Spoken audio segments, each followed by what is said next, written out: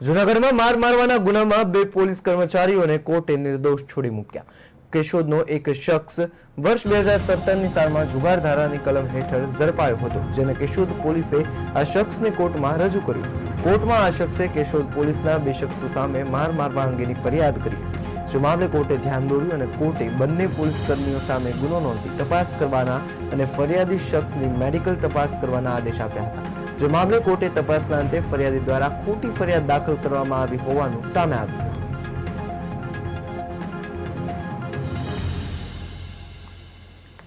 કોર્ટમાં જુગારના આરોપી દિલીપ કરશન દયાતર દ્વારા 2017ની સાલમાં રજૂ કરવામાં આવતા કેશોદના બે પોલીસ કર્મચારી દ્વારા પ્લાસ્ટિકના પાઇપથી મારવા સબબની ફરિયાદ કરવામાં આવતા નામદાર કેશોદ કોર્ટ દ્વારા આરોપી દિલીપની મેડિકલ તપાસણી કરવામાં આવતા અને પોલીસ કર્મચારી ગુનો બનતો એ કેસ ચલાવવાનો હુકમ કરેલો.